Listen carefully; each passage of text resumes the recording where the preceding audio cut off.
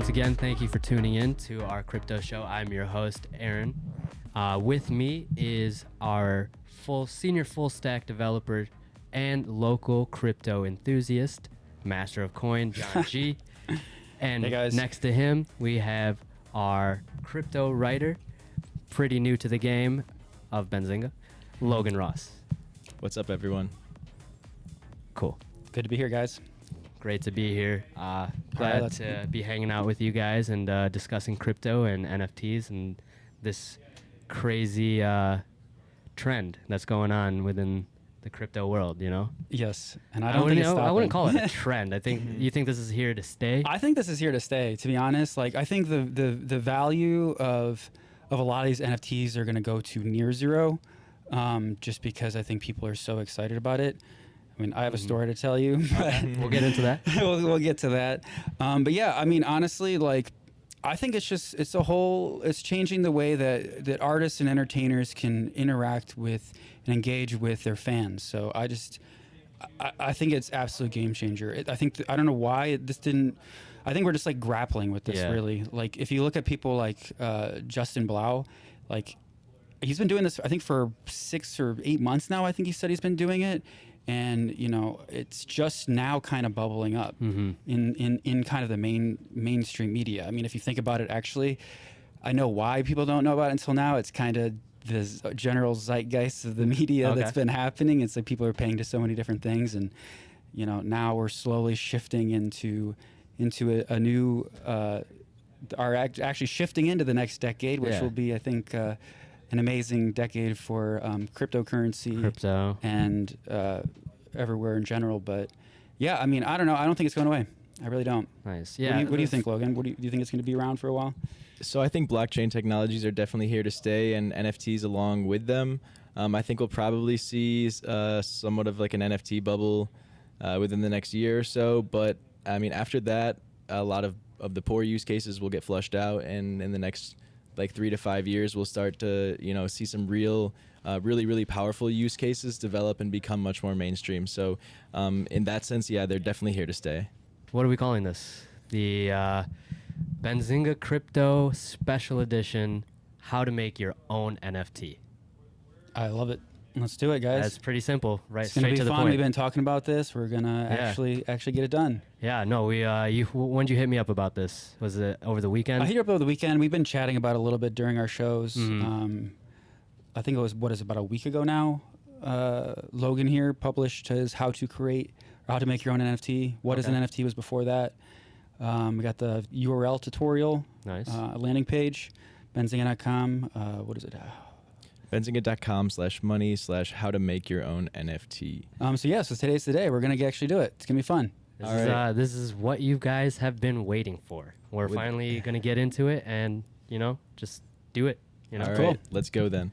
So what's first? First, I guess we're going to walk through. Do you want to walk through your article first, and then we can go through the different platforms and yeah, sure. Very loosely, I'll start off with talking about what NFTs are.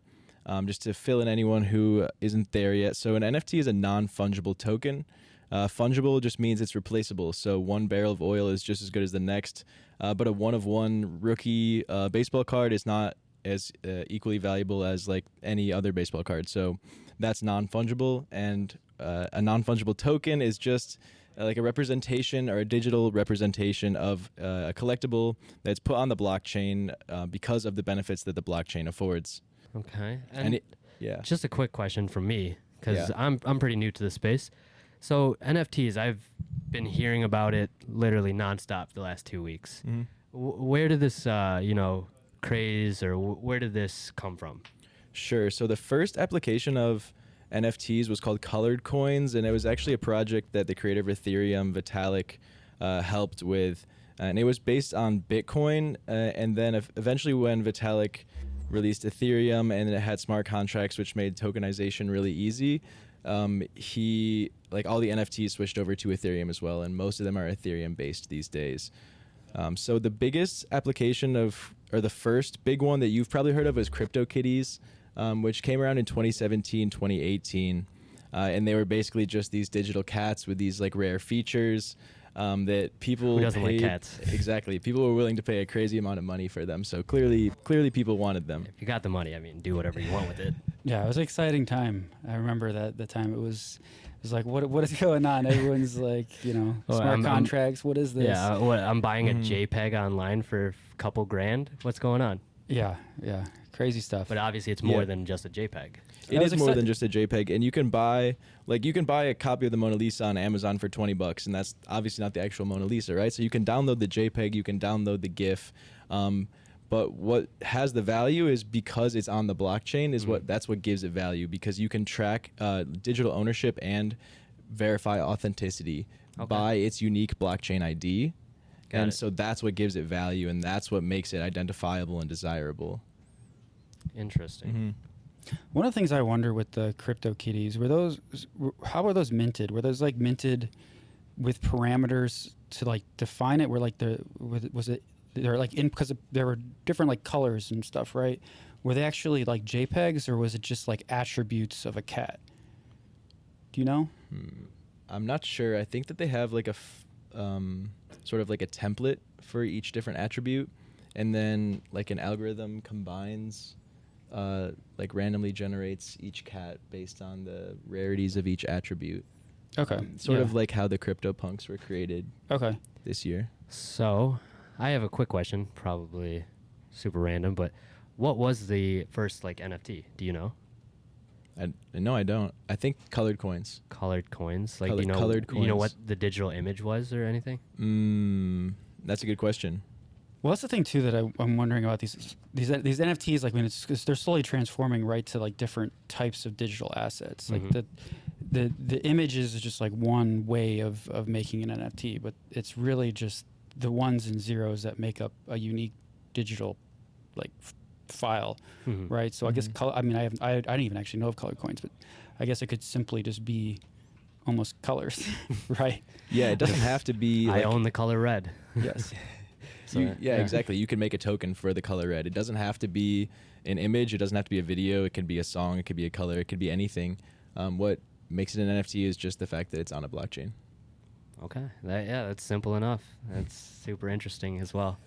Yeah, what I was thinking is like, so, you know, all these artists and entertainers are like basically experimenting with different ways of creating NFTs.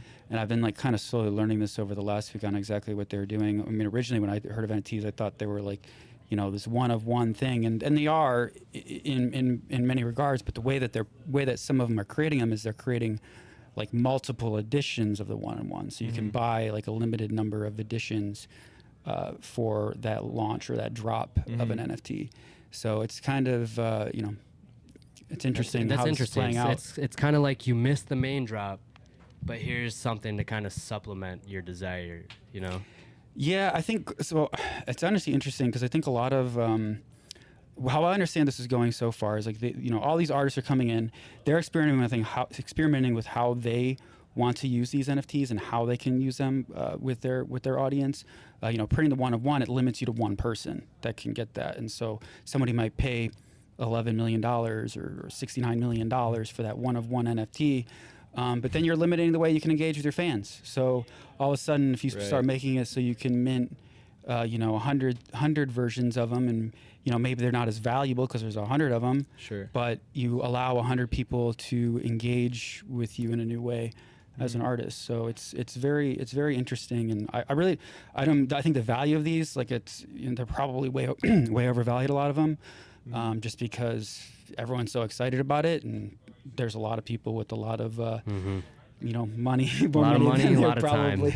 Yes, so I don't know. It just speaks to how big the future is, because like people are throwing money at them, expecting them to become worth more in the future. That's the only reason, right? Right. And so all those people spending money are clearly just bullish on the general outlook of the market. And another thing that you were talking about, how some artists are just making one, or some artists are making hundreds. That's actually a perfect segue into our discussion about how we can create our own NFT and the different NFT platforms there are. So I'm just going to take us into these different platforms, and we'll see the advantages and disadvantages of each, and we'll create our own based on how we want to make it. So sounds good. You guys are here. You guys are in for the ride. The first Benzinga NFT. let's do it. Okay, so This will be first fun. up is Rarible.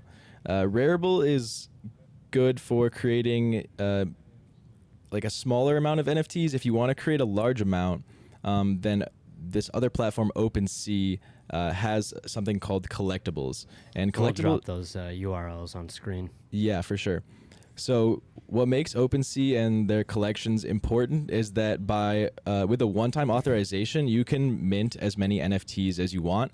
Then OpenSea holds them off-chain until someone buys them, and then they combine the upload to the blockchain and the transfer to the wallet in the same transaction fee to save a bit of money. Whereas on Rarible, you can just mint NFTs one at a time, and you'll pay a smaller fee between maybe $2 and $20 depending on gas prices at the given moment. But you're gonna have to pay each time you want to mint one. Okay, so that's the main difference between Rarible and OpenSea. But next up, I want to talk about Nifty Gateway, which is a really cool platform where the biggest NFTs are dropping these days. Nifty Gateway was created by the Winklevi twins and their Gemini project. What's the Gemini project? So Gemini is one of the leading exchanges where you can buy some crypto to buy some NFTs. So check out the link below. This week we actually have a pretty exciting drop schedule. Tomorrow we're getting a drop from Kenny Beats. On Wednesday we're getting one from Halsey. Halsey. On Thursday, Justin Roiland is doing another NFT drop, the creator of Rick and Morty. Yeah. I know Justin Roiland. Yep. Love his work. Saturday we have Odessa dropping one. So like each week we're seeing more and more big name celebrities getting on Nifty Gateway and releasing their NFTs on Nifty Gateway. Is Nifty Gateway just like the platform to like schedule your drops, or is like another platform you can create an NFT on? So Nifty Gateway is a place for the big name drops, and it's also a marketplace. I'm not sure what qualifications you need exactly to get yourself listed on Nifty Gateway, but they are doing more and more work to verify their artists and to verify the art is created by these artists and not just taken by someone else offline.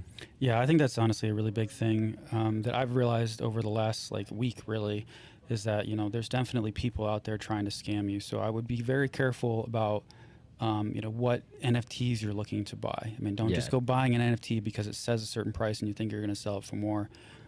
Really know what you're getting. Like, not only know who it is, but exactly what it is. This is a 101. This is one of 100. Is this an open? What do they call it? An open drop where you can mint as many as allowed in that time. So I would just say really know what you're getting before you just go ahead and buy an NFT. Do your research. You're not gonna go straight to the dealership and buy the first car you see. You're gonna do your research, see if it fits your needs, see if it it's something that you like, and then you make that decision to buy it. Same principle should be Okay, it should be applied here as well. The same principle should be applied. On that same note, you don't just walk into some random art gallery you see on the street that you don't know the artist and then just spend $1 million on a painting, right? You have to figure out who the artist is, how many copies are there, what's the value proposition behind them. Have people paid a lot for their art before? And so all these things are really important to take into consideration before dropping a bunch of money on a token. Yeah, it's the potential of its rarity, and are you pretty much the only person that owns this, which essentially it contributes to the value of anything, right? Yep. Yep. It's all about scarcity, all about collectibles. Yep, and we cover a lot here at Benzinga about stocks, different trade ideas around different stocks. We talk a little bit about cryptocurrencies, but I mean, from my point of view, I would not look at these NFTs as an investment. I mean, it's something that you should buy if you really like the artist. And I was, from my point of view, look at it more of a donation to the artist. To be honest, there's absolutely zero guarantee that you can turn around and sell that NFT for anything. So I would say that's the best way to look at it. Don't look at it like you're going to make money off of it, because there's absolutely no guarantee that's happening. That's a great point.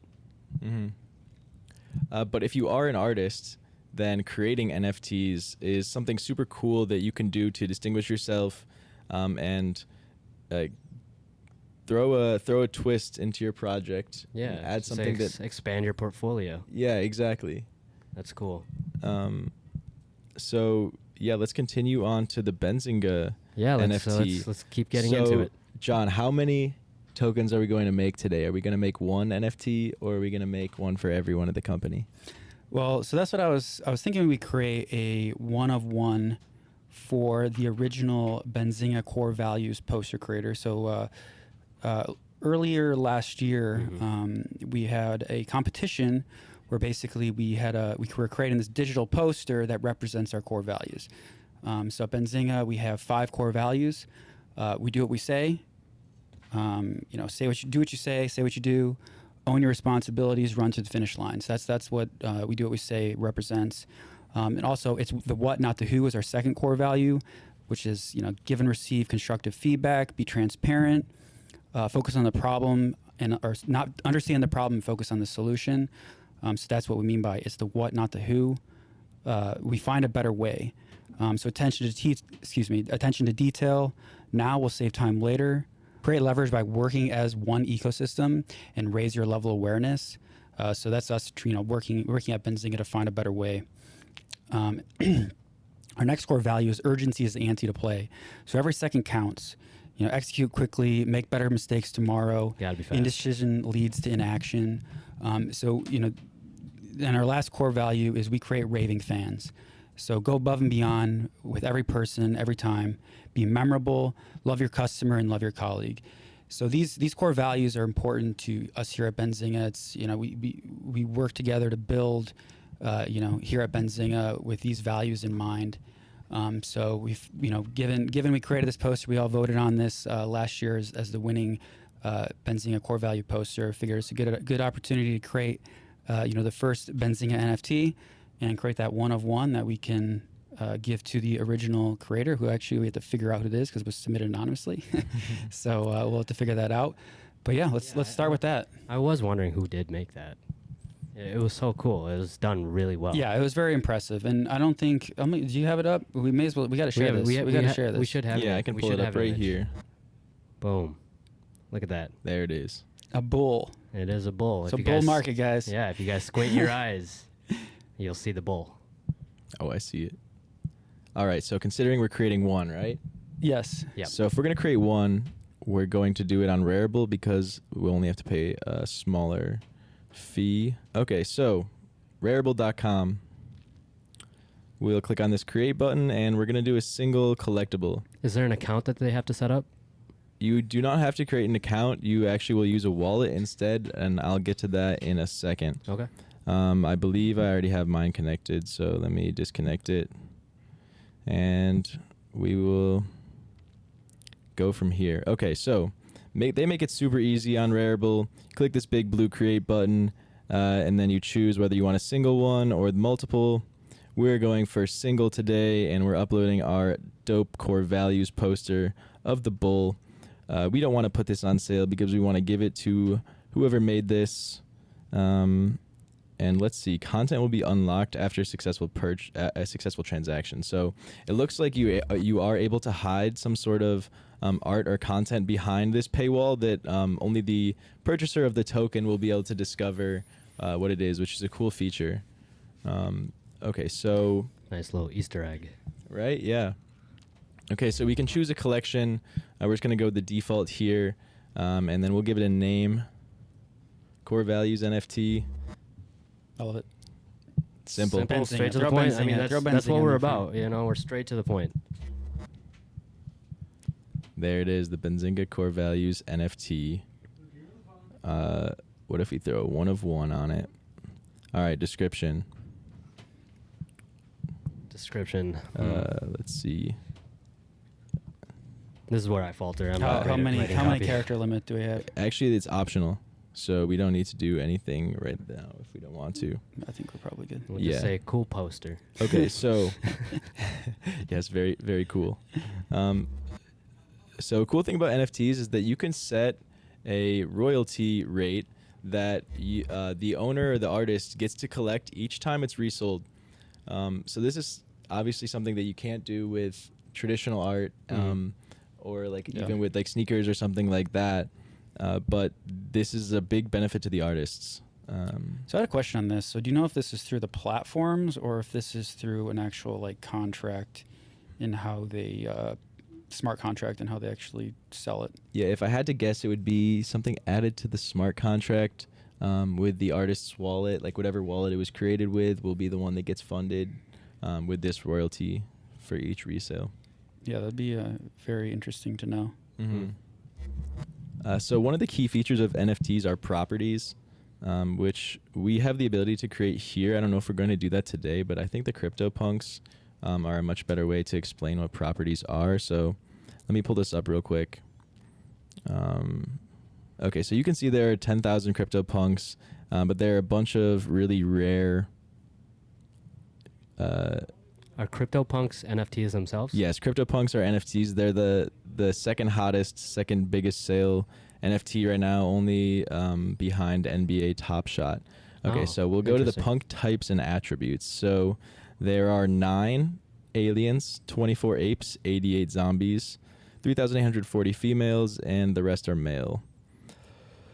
You can see how many are available and the average sale price. Obviously, the aliens are the most limited, and they have an average sale price of 3,000 Ethereum, which is ridiculous. Holy shit! You can see all these here. They were all randomly generated, just based on these preset numbers of attributes. So if you think that, buck teeth will be worth more than orange side in 10 years, there's a play for you right there. So going back to your point on properties, what is the properties? Yeah, so these are all the examples of properties, right? So all these ones have rosy cheeks, all these ones have wild white hair, and each CryptoPunk has just a random combination of a bunch of different properties. Okay. So some have 3D glasses, despite being I wonder if the artist does like custom CryptoPunks for like people, if someone paid like 2,000 ETH, let me get my own custom like CryptoPunk of me. That would be really cool. That'd be sick. Wait, so I guess, is this generated based on the smart contract, or is these just the attributes that people are like printing or minting the cypherpunks from? Like they're just like defining the attributes that haven't been taken. So all of these attributes were predetermined by the artist to create the actual icons themselves.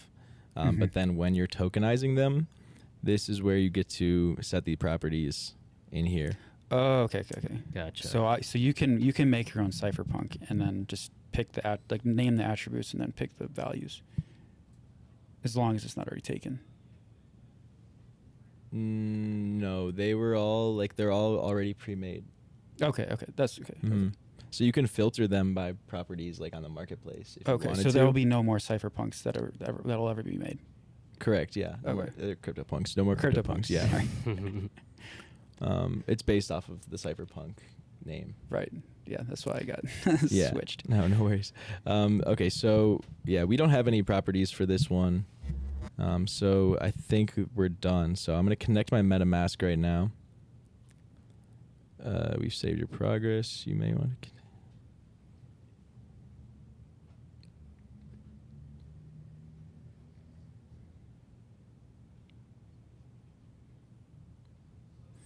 The classic upload.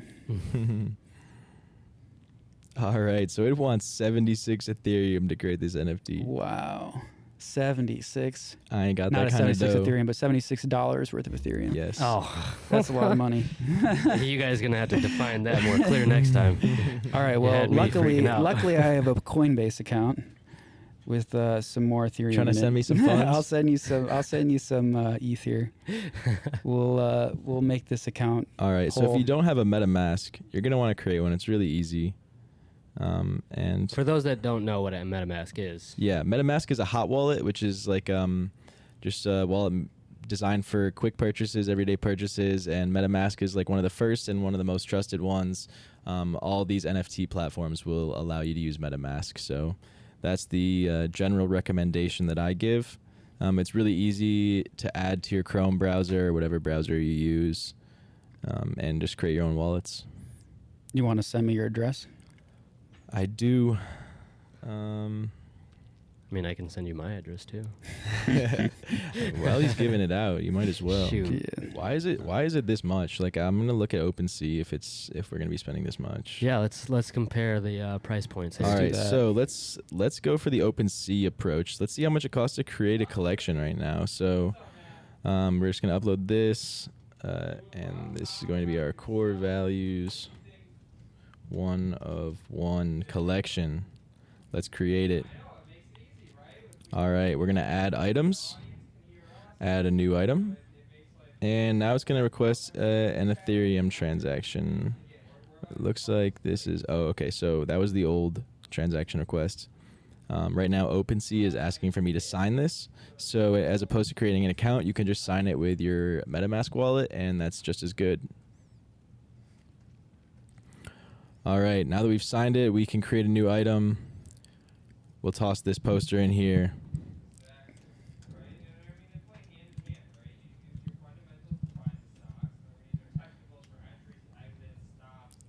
And here's where you can create your properties on OpenSea. You can also do levels and stats. So I haven't really dug into those too much, but if you want to get really detailed, then OpenSea has some more options for you. Okay, so number 1, supply. We will sign this again. Has been created. Okay, so, oh, whoa, we didn't even have to. You didn't have to pay for anything? That doesn't make sense. Something's not adding up. Something's not adding up. Unless you did it, and it's just that easy.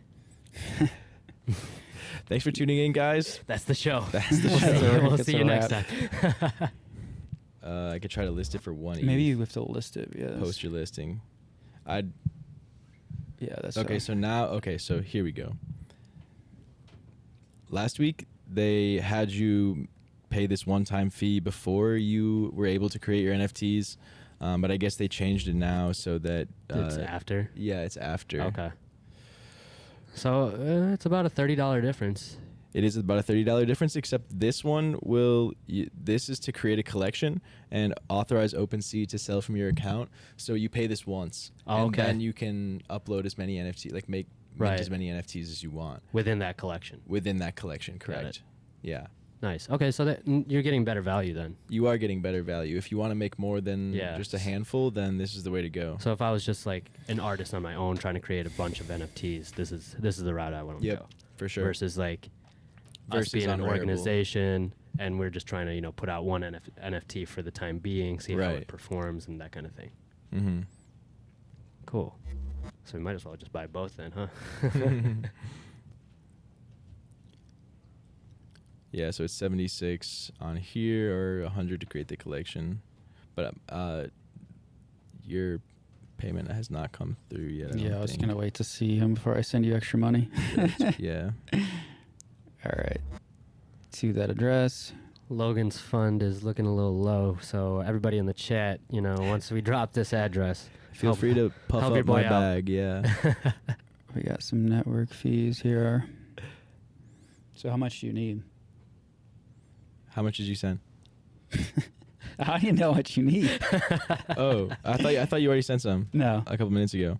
Okay, so do you want to make it on Rarible or do you want to make a collection on Nifty? Well, this is one thing I'm wondering. So OpenSea. you have OpenSea, Nifty, and we probably can't do it on Nifty because Nifty is you're a content Nifty. creator that you're dropping and people are going crazy on Nifty.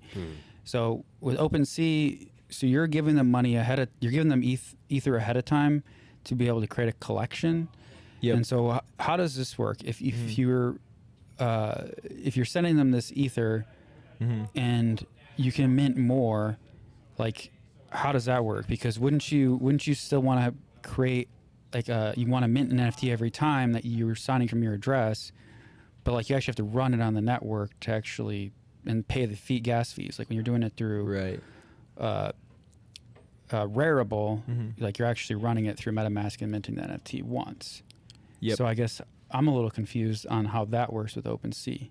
Sure. So the difference is that OpenSea has collections, and I will pull up their description of it just to be perfectly accurate. But my understanding of it right now is that.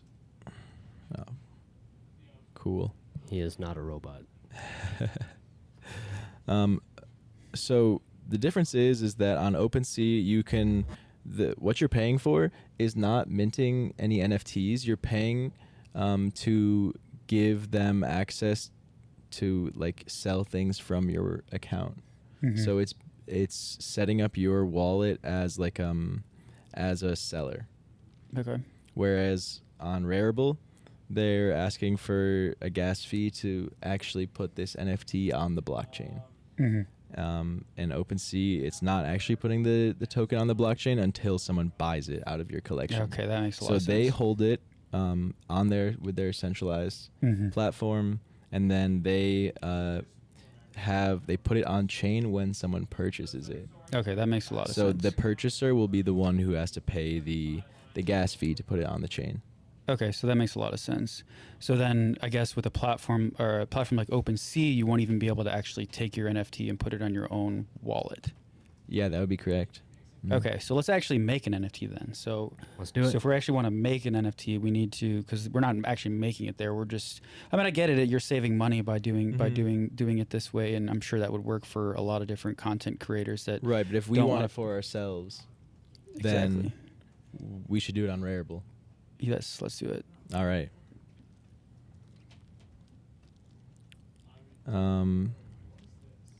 Alrighty. Here we go. All right, I got my ETH address, or we got your ETH address. I need to send you a little bit of. He's asking for $80 right now. Oh, price went up. $80. Yeah. Which is 0.044 681. 681 ETH. All right, I'll give you a little extra, just in case it changes. All probably right, I think smart. I got the right one here. Let me verify your address. Yeah, so while we're waiting, I'll just explain what gas is and what this fee is. So to utilize the Ethereum network and to use their blockchain, you have to pay their miners for the services they provide. So in Ethereum, they call it gas, a gas fee, but it's basically a network transaction fee. And Bitcoin and all the other blockchain systems have them too. Okay. But Ethereum is currently working on scaling, so they're pretty limited in the amount of transactions and information that they can handle on their blockchain, like at a given time. So the prices are kind of ridiculous right now, and it hopefully in the next couple months, Ethereum will reach scaling via layer 2, and these fees will go way down. So this will open up NFTs to a bunch of new people, and it will also open up a bunch of new blockchain applications that were previously just made irrelevant by the high fees. Do you think it will make some NFTs more accessible in terms of like purchasing them? You know? Yeah, definitely. Because you don't want to buy a $1 NFT and then pay a $20 gas fee for it, right? Yeah, no way. So when that fee goes down, it will make these cheaper NFTs way more accessible. Yeah. Great. Well, I think the most interesting thing that I think we'll see, this is my speculation, but I mean, with NFTs, like you could use them as tickets to concerts or to any event. You brought this point up to me last week, and I was waiting for you to bring it back up. Yeah, and so obviously, like, you know, events like Lollapalooza where they have, I don't know, 100,000 people show up, Right. and that's just like one event. Right. And I think this summer might be the craziest summer in history, potentially. This one or next one, you never know. We'll see. But yeah, I mean, honestly, who knows if we'll scale, if Ethereum will scale by then. But honestly, I think that's where this easily could head, where Right. all of a sudden, as a content creator on Twitter, obviously Jack Dorsey and the Twitter crew, including Jay-Z, getting into making it so you can sell your own tweets. I mean, why not directly sell tickets on Twitter? Yeah, and there's a lot of benefits engaging your for audience them that way. because they can make sure that the person who's like presenting this ticket is the actual owner of this ticket and like the person who's supposed to get in. So you can't just like make fake wristbands and like sneak into Lala because they're all tokenized. Yeah, when you brought this point up to me last week, I was super excited about that application because it makes that process of engaging with your favorite artist, your favorite musician, just that much more valuable to you personally. Oh, for sure. And the thing is too is like think about it. Like I mean, some people, I don't know about you, but like I know some people like they keep their tickets, right? Yeah. Yeah, Like they I'm keep a their stub guy. tickets as like a memory of that event. So all of a sudden, like you have your ticket that's digitally saved to your digital wallet that you can attach to the photos or videos of you at that concert, and even like you could even resell like your content with that ticket if you really wanted to. Like I can't resell my ticket stub, but I can resell the NFT for sure. Yeah, and I think the big thing too that'd be interesting is just the you know the peer-to-peer transfer of tickets at that point. Like, do we really need Ticketmaster and why do I need to pay StubHub? the middleman? It's just a waste of money and it's an extra step. You know? Yeah. Yeah, as soon as Ethereum reaches scaling, it will just be way cheaper to go through them than through any middleman, and it'll be more secure. Exactly. Well, And there's no cut from the middleman, so that's we're why already wouldn't you do changing it? the face of entertainment. Love it. It's gonna be, I don't know, we'll see. I mean, it's obviously got to scale, and we'll see how quickly that unfolds. But yeah, I don't know. Nice. It'll be entertaining to watch this. So are we transferred yet? Let's find out. Is this the moment of truth? Oh, Nope, not yet. no, not yet. So the gas fee is determined by the market at any given second, how many people are trying to have their transactions verified and how many miners are working at verifying them. So it can fluctuate at any given moment, and you can actually choose to pay more or less depending on how quickly you want your transaction to go through. Okay, interesting. Well, kind of, if you're not in a rush, it doesn't make sense to pay the extra. Exactly. Yeah. But when we're live, Yeah, no, exactly. For this instance, Well, John luckily G, we're come not on, live. shell it out, dude. Shell it out. I mean, here's the thing. I don't know. My Coinbase, my transaction has disappeared. Uh-oh. Let's do a refresh here. So, do you own any NFTs yet? no, I don't. No. We do have someone here who does, though. Oh.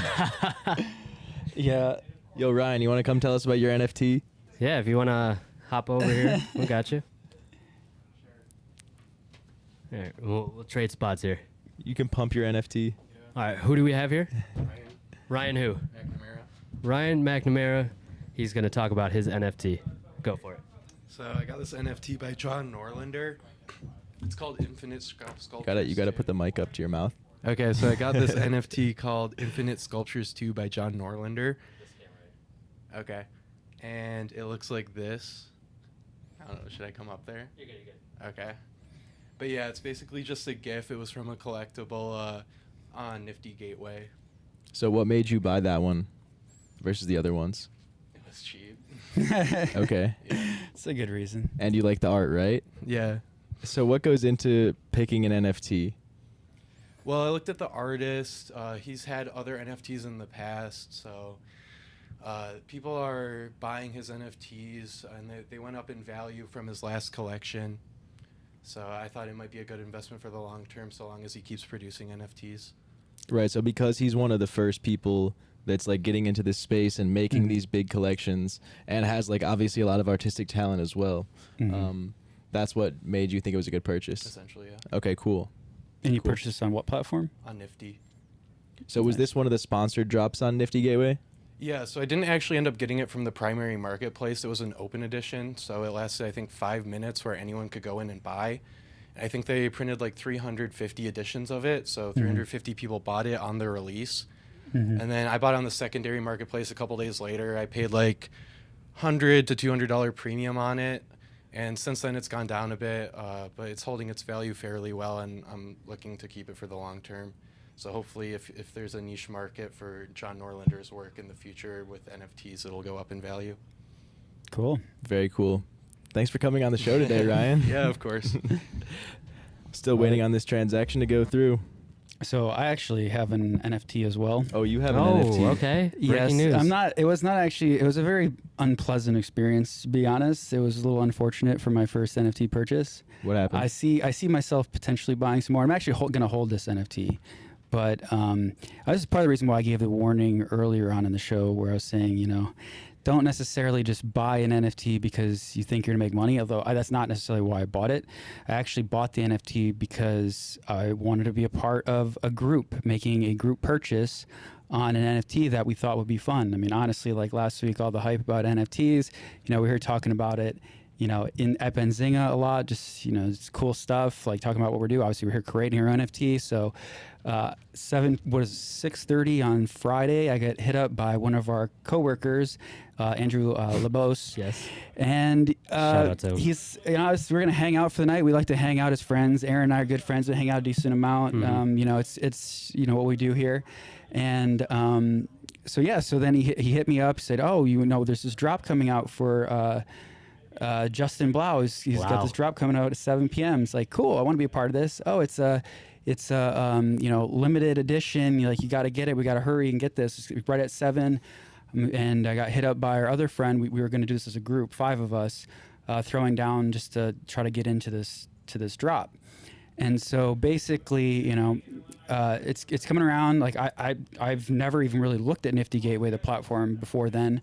And so I'm just like quickly browsing around, seeing what's going on, talking in the chat, trying to figure out. So like, this is a speed game, right? Like this is a limited edition. I look at the platform. It says 33 editions available, and this was the iridescent drop by Justin Blau, and there was 3 different NFTs that had a video component as well as an audio component, and each of them said, I think the cheapest one was Faces, and that one I think it was actually 333 editions of that one, and then there was the Flow edition, which was 33, and the Faces edition was $333. The Flow edition was $3,333. And then the last edition, which I can't remember off the top of my head, which was like the limited edition that they were having an auction for to name the album, was going for like $9,999. And we thought that we were, I thought this was a speed game. I was like, okay, guys, like limited time. I was not planning on doing this. This was like 6:30 when I got a message from these guys, like all grouped up, trying to like get in on this NFT purchase. And so we're all getting ready. Like I'm trying to get set up. I'm like, oh crap! Like 7 o'clock comes around, hit refresh. The drop's available.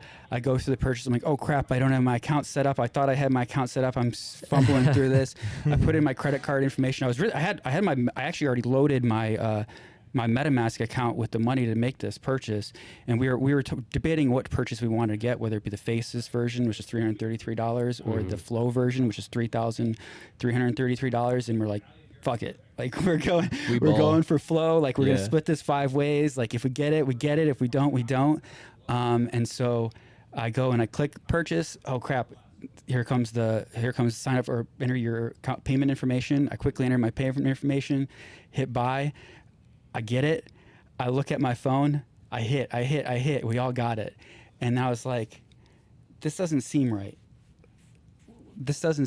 Like, how did we all 5 of us get this? And then it turns out it was an open edition for, I believe, 333 seconds. And so the way that they presented it to me, and the way that it was presented through the way that I heard it from my friends, is just this 33 editions. Like, this is going to sell out quickly. Maybe 2 of us get it. 5 of us aren't going to get this. If you're lucky. 2 of us get it if we're lucky. Yeah. And then turns out all 5 of us get it. And so basically, we were confused. We were really confused. And then all of a sudden, like, it ends, and there's 294 editions of this Flow NFT minted as a part of this open drop. And I was just like, I was blown away. I was like, I was ready to split it 5 ways with 5 people. I was not ready to spend $3,333 on NFT. So I do have that edition. I can send it over to you. You can put it up. It's a pretty cool song, and it's a pretty cool artwork. I'm holding it for now because I think it's a funny story, and it's a lot of money. You kind of It's a lot of money for me. It's a lot of money for a lot of people. But right now it's holding its value, and some of our other friends luckily got out of it at a slight loss, not that big of a loss, but it was just an unexpected thing. That's why I really say, like, know what you're getting. Like, really know what you're getting when you're getting into it. And look at it more of a donation than it is something you're trying to like flip and make money on. And make sure you know the difference between an open drop and a limited supply. Yeah, that's don't be crucial. like our guy, That's what I'm John saying. G. Know what you're getting. Know what you're getting when you do this. So I don't know. It was a fun experience. A little bit of a rush, a little bit of an unexpected end to it, but it's cool. I mean, Justin Blau, like, keep it up. Like, keep experimenting. I think it'd be really cool if he could figure out the royalties. I know he's talked about, like, some of his NFTs. Like, he said it on one of his podcasts that he's been on, or wherever he said it. But basically, you're not paying for him to like show up at his concert. Like, you're paying for the trip for him to get there, because it's like really grueling, and he loves to be there and play for his fans. So I mean, I like the guy. I think it's great. Like, it's I'm not too mad. I'm holding for now. Like, I could sell it. Like, I don't know. It's it's fun. It's honestly fun. And it was just unexpected. It actually makes me think of, like, that's a really cool way. Those are the best memories. Everything on a whim. To like invest in an artist. Like, if you think that an artist is gonna blow up and they have some NFTs, like when they're small, like, those could be worth more if they do blow up. This is more on the point. Support local artists as well. Yeah, for sure. Support local. Yeah, for everything. sure. For sure. No, it was fun. And we hung out. We still hung out. We hung out that night, and it was fun. I talked to a lot of interesting people with a lot of interesting ideas on what could potentially become of these NFTs. And a lot of money spent that day, huh? yeah. And then a former Zinger, Nathan Karinin. Apologies if I pronounce your name wrong, Nathan. But basically, he's an artist himself, and like, he's trying to get into this now. Like, we're gonna figure out ways we can talk to different artists in the Detroit area, anywhere really. But I honestly think, like, with someone like Nathan, he's very talented. Like, we'll find a way to present his work at some point. Right. But like, him getting in this game, there's so many things you could do. I mean, he's not necessarily he does some digital art. He's done a lot of our graphics in the past. But he's also a phenomenal painter, and he does really cool things. Yeah. And, there's interesting things even in like the physical to digital world where I was actually talking about this, where it's like you could potentially record yourself making the painting and then turn that into an NFT and then sell it with the digital art. Yeah, no, I and then that becomes like the mechanism of you selling and transferring your art to different people, and you can have like the full chain of custody on that specific art that artist created. And I don't know, that's the thing we were talking about. But there's really interesting things that could potentially become of this, and who knows where it goes. The coolest thing I think of this is, like, with the programmers, they're doing attributes. Like, let's throw some attributes. Let's pick some attributes so we get some cypherpunks and CryptoKitties. But now that we got the artists like into this, like, the creativity is going to be endless. So it's honestly unbelievable. I think where we're heading. So I don't know. I'm excited. Yeah, this presents like a new way for artists to make money. It's like specifically digital artists, where they could not make like limited edition prints like physical art artists could before. This is like a whole new world for them, and so this is kind of see a lot of new people coming in to try to capitalize on this opportunity. Yeah, if you're like a graphic designer or artist or anything right now, this is the time to be. Yeah, most definitely. A crazy time. Like, you get to work from home, you get to sell your own work for a lot of money. This is unprecedented. Yeah, and you can be a part of it for literally $100. You can make an OpenSea collection and get going. As we just showed to you guys, all it costs about $105. All right, the transaction finally went through. So this is the big moment of truth. We are going to officially mint this NFT. Are you ready, John? I'm ready. This is exciting stuff. Drum roll. That was a bad drum roll, but we're getting it done, guys. We are minted. And we're done. Here it is. Love it. All right, so we just minted our first NFT. If you guys want to check it out in the description below. Anything else? That's all from me. I hope you guys learned something. I hope you're able to follow along. And to all the digital artists out there, go take advantage of this opportunity while you can. For sure. Thanks, guys. Really appreciate it. It was a good time. Awesome. This has been super fun. Till next time.